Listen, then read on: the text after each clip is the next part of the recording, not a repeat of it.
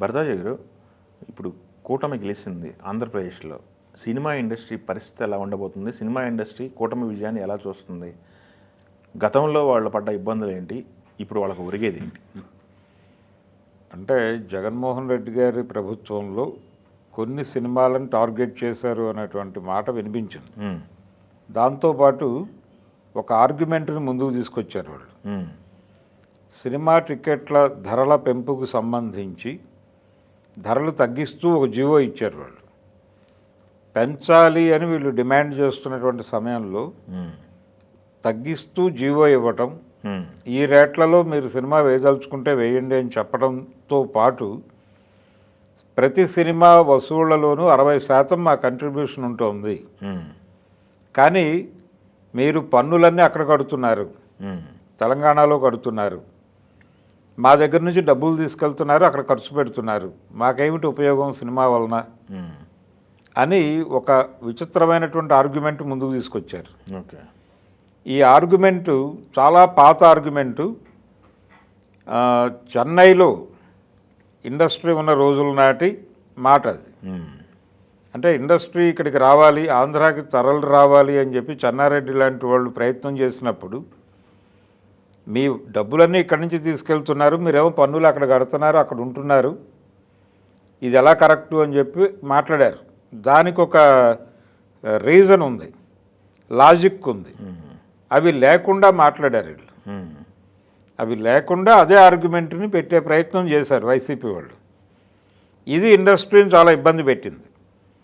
ఈ ఇబ్బంది పెడుతున్నటువంటి టైంలోనే టిక్కెట్ల రేట్లు పెంపు కోసం కొంతమంది అప్రోచ్ అవటం, ప్రభుత్వాన్ని అంగీకరించటం, మహేష్ బాబు సినిమాకి కావచ్చు, రాజమౌళి ట్రిబుల్-ఆర్కి కావచ్చు, అలాగే చిరంజీవి గారి ఆచార్యకు కూడా అనుమతి ఇచ్చారు. ఆ తర్వాత పొలిటికల్ ఏరియాలో ప్రత్యర్థిగా ఉన్నటువంటి పవన్ కళ్యాణ్ దగ్గర కొంచెం రిజిడ్గా వ్యవహరించారు. పర్టికులర్గా భీమ్లా నాయక్ టైంలో టిక్కెట్ల రేట్ల పెంపు చేస్తారు, అంటే బ్లాక్లో టిక్కెట్లు అమ్ముతారేమో అని బుకింగుల్లో తహసీల్దార్ స్థాయి అధికారిని కూర్చోబెట్టి ఎప్పటికీ ప్రతి టికెట్టు వారికి చూపించి ఎంత డబ్బులు తీసుకుంటున్నామో చూపించి కౌంటర్లో వేసుకోవాల్సిన పరిస్థితి కల్పించారు. ఇవన్నీ కక్ష సాధింపు చర్యలుగానే చూసింది ఇండస్ట్రీ. చూసి ఏమిటి ధోరణి అనుకున్నారు. నందమూరి బాలకృష్ణ సినిమా రిలీజ్ అయినప్పుడు అసలు ఆయన అప్పీల్ కూడా చేయలే, అడగలేదు, భగవంత్ కేసరికి కూడా అడగల. మీరు ఏ రేటుల్లో సినిమా రిలీజ్ చేసుకుంటే ఆ రేటుల్లో సినిమా రిలీజ్ చేసేయండి. అఖండ రిలీజ్ అయినప్పుడు తర్వాత ఇది ఈ సినిమాకు కూడా దేనికి కూడా వాళ్ళు ప్రత్యేకంగా ధరలు పెంచమని. పరిస్థితి ఎలా తయారైందంటే ప్రతి సినిమా విడుదలకి ముందు హీరోలు వెళ్ళి 2 తెలుగు రాష్ట్రాల ముఖ్యమంత్రుల్ని కలవాల్సినటువంటి ఒక పరిస్థితి కల్పించారు.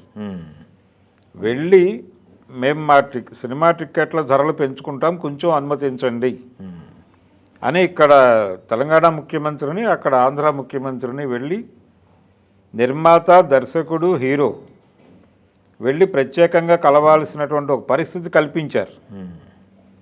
ఏమిటి దౌర్భాగ్యం అని చెప్పి ఇండస్ట్రీ మాట్లాడుకుంది. ఇప్పుడు డెఫినెట్గా ఆ పరిస్థితి ఉండే అవకాశం అయితే లేదు.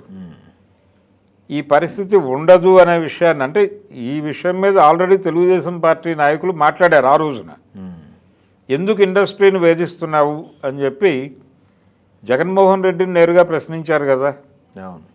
కాబట్టి వీళ్ళు ఖండించారు, ప్రకటించారు, కాబట్టి డెఫినెట్గా ఆ కండిషన్స్ ఉండవు అని ఇండస్ట్రీ నమ్ముతోంది.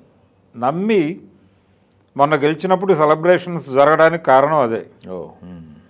చాలా ఆఫీసుల్లో కేకులు కోసారు, స్వీట్లు పంచుకున్నారు.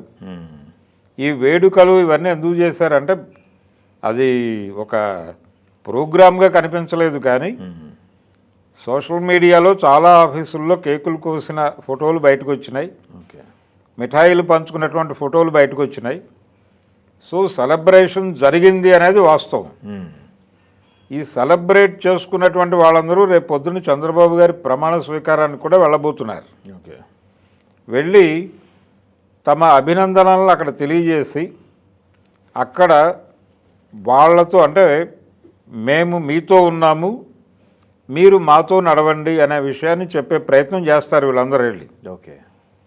తద్వారా ఇండస్ట్రీకి గతంలో వచ్చినటువంటి రిమార్క్ ఏదైతే ఉందో 60% డబ్బులు మా దగ్గర నుంచి పట్టుకెళ్తున్నారు, ఇక్కడ మాకేమి ఇస్తున్నారు, ఈ గొడవలు లేకుండా దీంతో పాటు విశాఖపట్నంలో స్టూడియో నిర్మాణానికి దానికి రకరకాల ప్రయత్నాలు మొదలై ఉన్నాయి.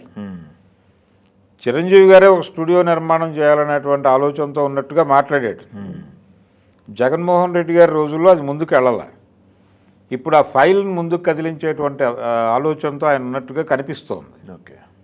అంటే ఆల్రెడీ అక్కడ స్థలం కేటాయింపులు అవి జరిగినాయి గతంలోనే. ఇప్పుడు ఆ యాక్టివిటీని కొంచెం ముందుకు తీసుకెళ్ళి ఒక స్టూడియో నిర్మాణం చేసే అవకాశం కనిపిస్తోంది. ఓకే. రెండు కొండల మధ్య స్టూడియో నిర్మాణము అని చెప్పాడు ఆయన ఆ రోజుల్లో.